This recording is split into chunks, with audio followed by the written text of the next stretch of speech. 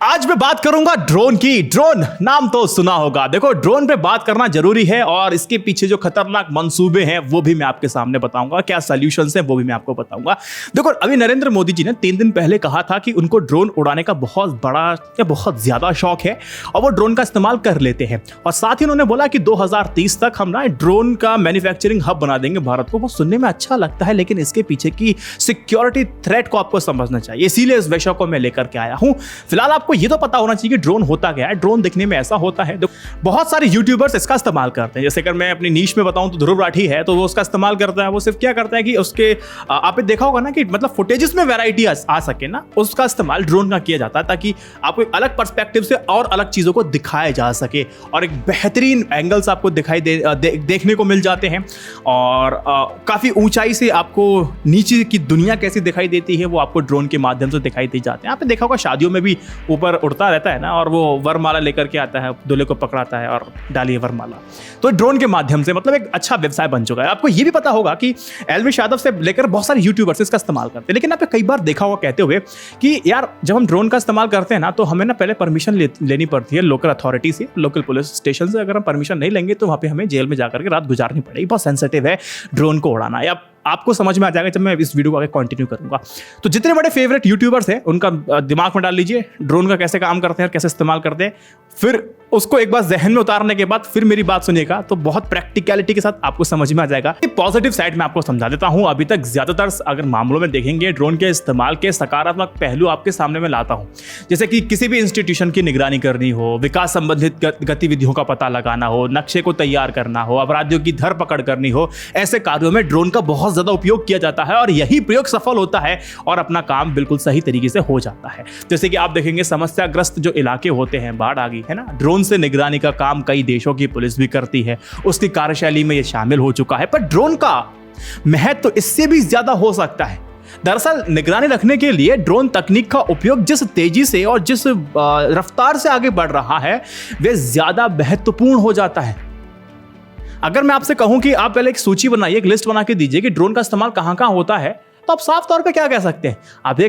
आप कहेंगे देखो पुलिस इसका इस्तेमाल करती है, सेना इसकी निगरानी का इस्तेमाल करती है, गोदामों पे नजर बनाए रखने के लिए इसका इस्तेमाल होता है, जमीनों पर जिसने अतिक्रमण किया हुआ है उसका पता लगाने का इस्तेमाल किया जाता है, और सर्वेक्षण संबंधी जानकारी को जुटाने के लिए, गहरी सुरंगों या फिर ऊंचे टावरों के भीतर के हालात को समझने के लिए, उसका मुआयना करने के लिए, वीडियो या फिल्म की शूटिंग करने के आदि के लिए अलग अलग किस्म के लिए ड्रोन का इस्तेमाल किया जाता है। ये आपको पता है।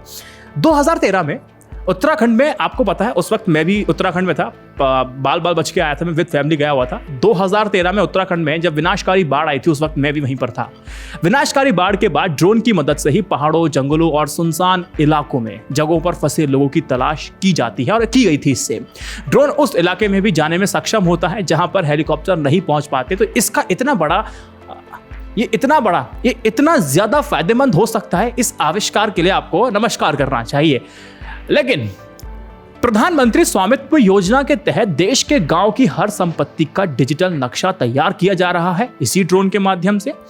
इससे जमा की गई सूचनाओं के आधार पर डिजिटल संपत्ति कार्ड लोगों को दिए जा रहे हैं। मतलब यह है कि ड्रोन सुशासन और सरकारी कामों को गति बढ़ाने में मददगार साबित हो रहा है।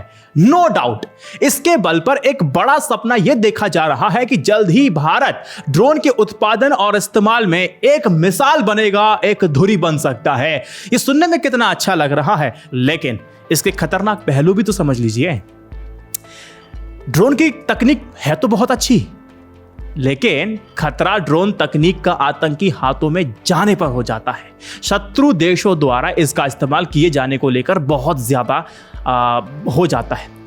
पिछले साल 27 जून को जम्मू के वायुसेना स्टेशन पर ड्रोन से किए गए आतंकी हमले ने इस धारणा को खंडित कर दिया था कि हमारे सैन्य प्रतिष्ठान आसमान के रास्ते के जाने वाले आतंकी की कोशिशों को पूरी तरह से महफूज है। आतंकियों ने सेना के महंगे लागत वाले उपायों को बेहद कम लागत वाले हल्के ड्रोन से विस्फोटक गिराकर साबित कर दिया था कि व्यवस्था में सेंध लगाने के लिए ऊंची लागत के इंतजामों की जरूरत नहीं है। ड्रोन का इस्तेमाल अगर आतंकी कर पा रहे हैं तो ये उनके हाथ में बिल्कुल वैसा हो जाएगा कि पाकिस्तान के हाथ में परमाणु बम। समझ में आ रहा है कैसे इस्तेमाल हो सकता है इसका? हम तो सुरक्षित है कि हमारे बहुत खरबों रुपए के बहुत एडवांस टेक्नोलॉजी हमारे पास है, लेकिन ये भी होता है, आतंकवादी अब किसी भी जगह पर कोई भी वारदात सामने आकर करने से पहले 100 बार सोचते हैं, लेकिन ड्रोन ने अब उन्हें वो हाथ पांव पैर सोच सब कुछ दे दिया है जिसके सहारे वो कोई भी जोखिम लिए बिना सुरक्षा में सेंध लगा सकते हैं और हमले कर सकते हैं। आज के हालात में किसी भी स्थान को आतंकियों के दायरे से बाहर नहीं माना जा सकता है। ड्रोन से किए जाने वाले हमले में आतंकियों को मारे या फिर पकड़े जाने का डर बिल्कुल नहीं होता है। ड्रोन ही तो बर्बाद होगा, गिरा लो मार करके। फिर यह उपाय भी तो कम खर्चीला है आतंकवादियों के लिए। इन हमलों में सीमा पार के आतंकी संगठनों की संलिप्तता को उजागर करना भी थोड़ा सा मुश्किल है, क्योंकि जो ड्रोन है ना वो बेहद कम ऊंचाई पर उड़ते हैं, इसलिए रडार की ये जद में आ ही जाएंगे ऐसा नहीं होता, आते ही नहीं है, इतनी कम ऊंचाई पे होते हैं। जो जितने भी विशेषज्ञ होते हैं वो कहते हैं कि देखिए आकलन निराधार नहीं है कि भविष्य में ड्रोन हमलों की जो संख्या है उसमें इजाफा होने जा रहा है। हम चाहे जितने भी एडवांस लेवल की चीजें मंगा लें वो ठीक है, हम एडवांस लेवल के फाइटर प्लेन्स मंगा लें, व्यवस्था कर लें, लेकिन फिर भी एक पहलू ड्रोन का यह भी समझना होगा। सोल्यूशन क्या है? जहां तक आतंकियों के भेजे ड्रोन से मुकाबला करने का सवाल है तो भारतीय सेना छोटे आकार के कुछ इजरायली ड्रोन स्मैश 200+ का आयात कर रही है। उन्हें बंदूकों या फिर राइफलों पर लगाया जा सकता है। इनसे क्या होगा ना, इनसे हमलावर छोटे ड्रोन को आसानी से निशाना बनाया जा सकता है।